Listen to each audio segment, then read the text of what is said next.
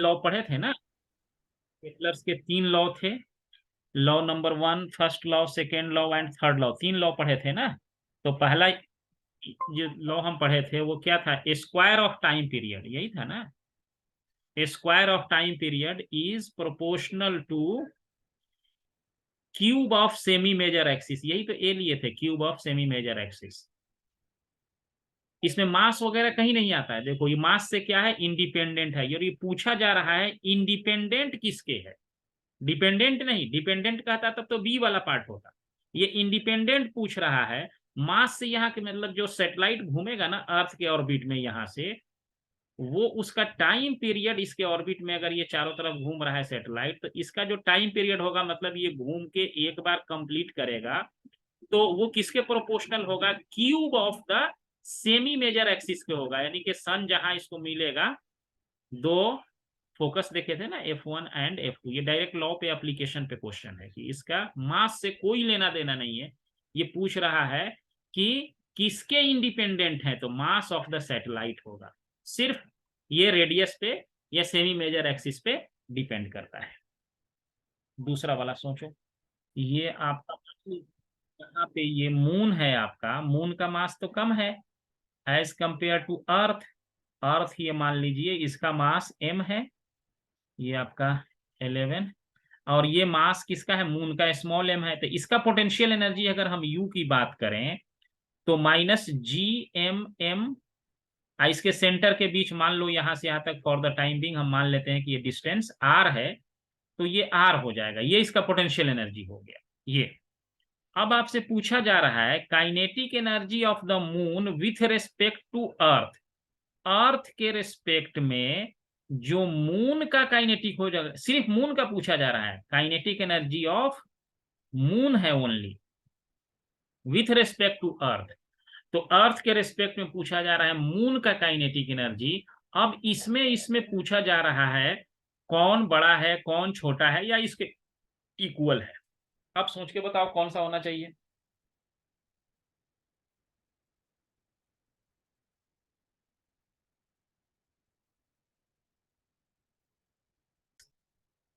Now your option for this question is B, ये वाला।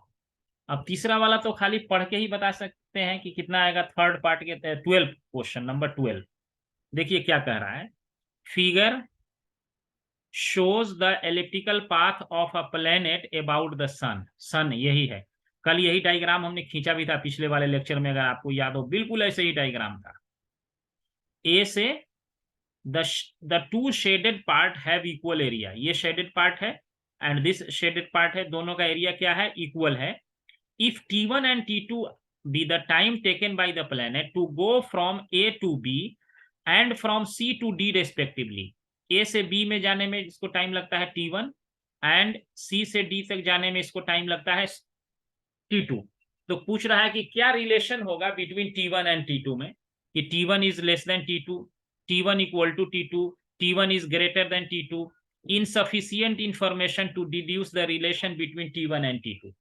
बताइए कौन सा होगा। कल हम पढ़े थे कि इक्वल एरिया, सेकेंड लॉ पढ़े थे ना केपलर्स का, ये एरिया दोनों इक्वल है, ये ए है ये भी ए है। बोलिए कौन सा होगा। T1 T2 में what is the relation between T1 and T2। कल 3 लॉ पढ़े थे ना, area travels equal area in equal time, यही तो केपलर का लॉ था, equal area in equal time, ये था दूसरा पार्ट। ये अगर एरिया सेम हो गया, ये दोनों एरिया सेम है, तो यहां से यहां तक जाने में जो टाइम लगेगा, यहां से यहां तक जाने में जो टाइम लगेगा, ये दोनों टाइम क्या होगा, T1 इक्वल टू T2 हो जाएगा। यही हम लोग पढ़े थे, यही तो लॉ ही का डायरेक्ट स्टेटमेंट है ये लॉ का। 3 लॉ था, इस स्टेटमेंट पे क्वेश्चन पूछा जाता है। तो ये स्टेटमेंट जो है ना बहुत सिंपल है, कोई ऐसा भी मुश्किल भी नहीं है कि याद करने में कोई परेशानी हो। ये हो गया। अब एक क्वेश्चन हम देख रहे हैं जिसका क्वेश्चन 13 है, जिसका ये स्टेटमेंट ये है। इसका हम बाकी वाला ये आपको शेयर करते हैं। क्वेश्चन नंबर 13 है ये। ये सारे क्वेश्चंस जो हैं आपके HC वर्मा के हैं। A person sitting in a chair, in a chair, in a chair, in a satellite, in a satellite, satellite, feels weightless, feels weightless, weightless because, क्यों इसको अपना वजन जो है इसको नहीं लगता है, बिकॉज क्यों। अब इसका हम आपको चॉइस जो है शेयर करते हैं। सैटेलाइट जब हम भेजते हैं तो उसमें वेटलेस क्यों फील होता है, क्यों वो उसको लगता है कि हमारा कोई वेट ही नहीं है। A person sitting in a chair in A satellite feel weightless because, क्यों इसको होता है। चार ऑप्शन है। The earth does not attract the object in the satellite, क्या ये पॉसिबल है? नहीं है। अर्थ तो अट्रैक्ट करेगा ही, ग्रेविटेशनल के लॉ से है, ये गलत हो गया। अर्थ जो है सैटेलाइट में, अगर ये अर्थ है हमारा, अर्थ सिस्टम है और इसके चारों तरफ एक सैटेलाइट भेजा जाता है, इसमें कोई बैठा हुआ है इसके अंदर, तो ये अर्थ तो इसको खींचेगा ही। यूनिवर्सल लॉ है ना, हर मास एक दूसरे को अट्रैक्ट करता है, चाहे वो मास कितना भी छोटा हो कितना भी बड़ा हो, उससे मैटर नहीं है, सारे मास एक दूसरे को अट्रैक्ट करते हैं। दूसरा है the force, the normal force by the chair on the person balances the earth attraction. Normal force जो चेयर, यहाँ पे जो चेयर है, मान लीजिए ये चेयर में बैठा हुआ आदमी है, इसको हम यहाँ मान लीजिए चेयर पे ये बैठा हुआ है, तो चेयर पे जो बैठा हुआ है मैन, इस पे, तो ये वाला जो सरफेस है जो चेयर है, ये इस पे नॉर्मल फोर्स तो यहाँ लगाएगा ही लगाएगा, ये या नहीं लगाएगा। ये the normal force by the chair on the person balances the earth attraction. ये जो नॉर्मल फोर्स है, कह रहा है अर्थ जो खींच रहा है इसको बैलेंस करता है। समझ रहे बात को, कि नॉर्मल फोर्स क्या कह रहा है, अर्थ जिस फोर्स से खींच रहा है इसको अपने तरफ, उसको क्या करता है, बैलेंस करता है। इसलिए इसका वेट जो है इसका नहीं फील होता है। नहीं, ये भी गलत है। क्यों गलत है? ये भी रॉन्ग है। इसका वेट जो है आपको तभी फील होगा किसी भी चीज का, जान लीजिए जैसे कि आप यहाँ पे स्प्रिंग बैलेंस है, मान लीजिए ये स्प्रिंग बैलेंस है इस तरह से, ये स्प्रिंग बैलेंस ये है यहाँ पे, और इस पे हम कोई ऑब्जेक्ट यहाँ पे इसको हम इस पे हम लोड इस पे डालते हैं, तो लोड डालेंगे तो स्प्रिंग क्या होगी, ये नीचे जाएगी स्प्रिंग, तो स्प्रिंग इस पे फोर्स कैसे लगाएगी, ऊपर की तरफ नॉर्मल फोर्स।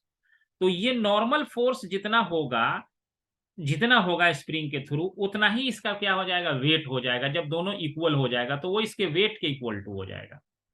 अगर ये नॉर्मल फोर्स नहीं हुआ, ये नॉर्मल फोर्स हुआ ही नहीं, जीरो हो गया, तो इसका वेट क्या हो जाएगा, जीरो हो जाएगा। इसीलिए हमने पहले भी एक एग्जाम्पल में पढ़ा था, जब हम लोग न्यूटन्स लॉ ऑफ मोशन पढ़ रहे थे, तो लिफ्ट जैसे ऊपर जाता है, अगर लिफ्ट अगर ऊपर जा रही है, तो इस केस में अगर यहाँ पे स्प्रिंग, यहाँ पे अगर कोई वेट करने वाला मशीन रखा है, उस पर कोई खड़ा है पर्सन, और लिफ्ट अगर ऊपर जा रही है, तो इस केस में क्या होता है कि नॉर्मल फोर्स इंक्रीज कर जाता है। इसमें ये हम देखे थे पहले, नॉर्मल फोर्स कैसे इंक्रीज कर जाता है, इसका वेट mg नीचे लगेगा, और इस पे नॉर्मल फोर्स कैसे लगेगा, नॉर्मल इसका n लगेगा, और ये जा ऊपर रहा है, तो n minus M G equal to क्या लिखते हैं, मास इंटू एक्सेलरेशन, तो normal will be equal to m into A plus G हो जाएगा। यही हो जाएगा, इधर जाके ऐड हो गया। तो यहां देखिए कि ये क्या हो गया, नॉर्मल फोर्स बड़ा हो जाएगा, यहाँ एम ए है, किसी भी एक्सेलरेशन से जा रहा हो तो नॉर्मल फोर्स क्या हो जाएगा, ये इंक्रीज कर जाएगा। नॉर्मल जैसे ही इंक्रीज करेगा लिफ्ट के केस में, तो ये जो वेगिंग मशीन यहाँ रखा हुआ है, ये ज्यादा वेट मेजर करेगा, इसका वेट इसमें ज्यादा लगेगा। मान लिया कि 50 केजी का है, तो वेट बढ़ के हो सकता है कि 50.5 केजी हो जाए, या 51 केजी मेजर करने लगे जब हम ऊपर जाएंगे। तो वहां ये भी हम डिस्कस किए थे, जब यही लिफ्ट अगर नीचे आ रही हो, तो mg नीचे, नॉर्मल ऊपर, तो इन दोनों का डिफरेंस जो होगा mg माइनस एन होगा, mg minus N equal to m into A हो जाएगा। अगर लिफ्ट नीचे की तरफ है तो यहां हम लिख देते हैं mg minus N equal to m into A कर देंगे। इसको इधर ले जाएंगे, इसको इधर लाएंगे, तो n इक्वल टू क्या हो जाएगा, m इंटू जी माइनस ए हो जाएगा। यहाँ देखिए आपका सब्ट्रैक्ट हो रहा है, यहाँ देखिए ऐड हो रहा है, तो यहाँ जो है नॉर्मल जो है बढ़ जाएगा तो वेट बढ़ जाएगा। तो वेट जो रिस्पॉन्सिबल है वो नॉर्मल फोर्स की वजह से है। होता क्या है, जब लिफ्ट क्या कर जब सैटेलाइट जब भेजते हैं तो उस कंडीशन में क्या होता है कि ये नॉर्मल फोर्स ही जीरो हो जाता है। नॉर्मल फोर्स क्या हो जाता है, जीरो हो जाता है। इसी वजह से, ये भी डिफिनेशन ही है, इसी वजह से उसका वेट जीरो होता है। अब the person in the satellite is not accelerated, ये एक्सेलरेशन अगर नहीं होगा तो वेट तो जीरो नहीं होगा ना। जैसे इसमें देखो, अगर ये यहाँ पे हम किसी को बैठा दें, इस ये मान लो वेगिंग मशीन है और इस पे एक आदमी यहाँ पे बैठ गया, तो इसका वेट होगा। ऐसा नहीं कि इसमें अगर रुका हुआ एक्सेलरेशन नहीं है तो इसका वेट नहीं होगा। जितना mg नीचे है उतना ही नॉर्मल फोर्स होगा। अगर ये रेस्ट में है तो n इक्वल टू mg हो जाएगा। तो mg इसका वेट, एक्चुअल वेट दिखाएगा जब ये रुका हुआ है तब। या अगर यूनिफॉर्म एक्सेलरेशन से भी चलेगा तभी भी n इक्वल टू mg ही हो जाए, सॉरी, या यूनिफॉर्म वेलोसिटी से चलेगा तभी भी n इक्वल टू mg होगा। लेकिन अगर इसमें ये ऊपर जा रहा है तो वेट बढ़ जाएगा, नीचे आ रहा है तो वेट घट जाएगा। लेकिन अगर नॉर्मल ही जीरो हो गया, यही तो वेट के लिए रिस्पॉन्सिबल है। तो नॉर्मल अगर जीरो हो जाता है तो उस कंडीशन में हम कहते हैं कि ये वेटलेस फील करेगा। समझ गया इतने सारी चीजें। अब इसी पे बेसिस करके 14 क्वेश्चन आप खुद मुझे बताइए इसका आंसर कौन सा होगा। 14 तो ये, body is suspended from A ceiling from a spring balance kept in a satellite. The reading of the balance is W1, satellite में था ये W1 था। When the satellite goes in a orbit of radius r and is W2 when it goes in a orbit of radius 2r। ये कितना orbit में जाए उससे कोई फर्क नहीं पड़ता है। जो सैटेलाइट का वेट, उसमें जो वेट, उस वेटलेस या जो भी वेट वहां रहेगा, दोनों के कंडीशन में ये सेम ही आएगा। ओके, तो ए ऑप्शन इज करेक्ट। आगे आइए, अब है आपके पास 15 नंबर क्वेश्चन। देखिए 15 नंबर क्वेश्चन ये कह रहा है, the kinetic energy needed to project a body of mass m from earth surface to infinity. Earth surface पे एक बॉडी है जिसका मास क्या रखा हुआ है, m है। अब इसको यहां से इंफिनिटी पे फेंकने के लिए काइनेटिक एनर्जी नीडेड, कितना काइनेटिक एनर्जी चाहिए अर्थ सरफेस से, जब इसको हम इंफिनिटी पे ले जाएंगे तो अर्थ सरफेस से इसको इंफिनिटी ले जाने के लिए हमको कितना काइनेटिक एनर्जी की जरूरत पड़ेगी। सोच के जरा बताइए, जैसे एस्केप वेलोसिटी में पढ़ाए थे उसी पे बेसिस है। हाँ। आप अर्थ के सरफेस पे हैं ये वाला, तो अर्थ के सरफेस पे जब होंगे तो आपका पोटेंशियल एनर्जी क्या हो जाएगा, माइनस mg, इधर लिख देते हैं, डिवाइडेड बाई r हो जाएगा। और काइनेटिक एनर्जी क्या हो जाएगा, प्लस हाफ mv²। और यही इंफिनिटी पे पहुंचना है तो वहां पे क्या ले लेंगे, 0 ले लेंगे। तो अब ये देखो m से m क्या हो जाएगा, कैंसिल हो जाएगा। उसके बाद क्या करेंगे, ये नहीं काटते नहीं है, यहां से लेके फिर क्या क्या किए थे, एक सेकेंड, ये वाला हो गया, v का वैल्यू जो आपका एस्केप वेलोसिटी था इसमें पुट कर दिए। हाँ, एस्केप वेलोसिटी वाला वैल्यू इसमें, इसकी जरूरत नहीं है यहाँ। तो एस्केप वेलोसिटी का वैल्यू जो था वो यहाँ डाल देना है। एस्केप वेलोसिटी कितना निकला था बताओ, 1/2m इंटू इसका वैल्यू कितना है, हाँ RC √r(g) है ना। इसका स्क्वायर कर देंगे, 2 था ना, हाँ 2r, तो इसका स्क्वायर कर देंगे। तो जैसे ही इसको स्क्वायर करेंगे ये रूट हट गया और स्क्वायर का आंसर जाता, हाँ 2 2 से से 2, 2 हाँ MRG। तो ये वाला आपका सी वाला ऑप्शन आ गया, ठीक है। उसके बाद ये देखिए 16, a particle is kept at rest at a distance r earth radius above the earth surface, the minimum speed with which it should be projected so that it does not return, ये return होके नहीं आए। A particle is kept at rest at a distance R earth radius above the earth surface से ऊपर। इसका देखना जरा, हम रिलेशन जो वो निकाले थे ना, एक आर ई के टर्म में भी एक रिलेशन आया हुआ था, उसके ऊपर रखा गया अर्थ सरफेस से। यहां से अर्थ सरफेस से नहीं फेंका गया, इसका रेडियस आर है, इसके आर रेडियस एबव से इसको फेंका गया है। तो अब पूछ रहा है the minimum speed with which it should be projected so that it does not return, ये वापस होके नहीं आए। कैलकुलेट करके बताओ, ये बता दोगी हमको लगता है, बताओ कौन सा था इक्वेशन। ये एक इक्वेशन हम लिख देते हैं अभी दूसरे इस वाले में। जो हमारा ओरिजिनल इक्वेशन था वो क्या था, ये वाला था। रुको, ये हमारे पास जो ओरिजिनल इक्वेशन था यही था ना।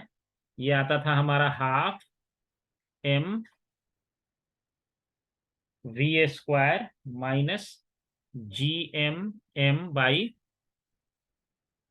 आर था, इक्वल टू हाफ क्या था, एम, ये यू मान लो यहाँ इनिशियल फेंका गया था, M V square minus G M by R plus H था। तो यहाँ एच जो है क्या किया गया है कि ये एच जो है आपका क्या है, रेडियस आर है, यहां से है, फेंका गया है ये एच, यहाँ एच होता था। तो इसी रिलेशन से, और ये अभी जो है पोटेंशियल एनर्जी यहाँ पे क्या बात करेंगे, ये आर हो जाएगा यहाँ पे, क्योंकि आर हाइट पे है ना और एबव है। तो इसको यूज करके और आप इसका निकाले होंगे, ये वाला रिलेशन आपका आ गया होगा। इसको यूज करेंगे तो ये वाला पार्ट आपका आएगा। देखिए इसमें कितना, देखते ही कोई ये लगाएगा गलत हो जाएगा, ये वाला वैल्यू आपका करेक्ट वाला ऑप्शन है। ओके, तो ठीक है। अब नेक्स्ट डे, कल हम नेक्स्ट क्लास हम शुरू करेंगे इसको क्या कहते हैं, सिंपल हार्मोनिक मोशन। अब नेक्स्ट डे हम शुरू करेंगे सिंपल हार्मोनिक मोशन। ऑसिलेशन का रहता है ना वो, सिंपल हार्मोनिक मोशन। हाँ ऑसिलेशन, वही है ऑसिलेशन। सिंपल हार्मोनिक मोशन मतलब ऑसिलेशन।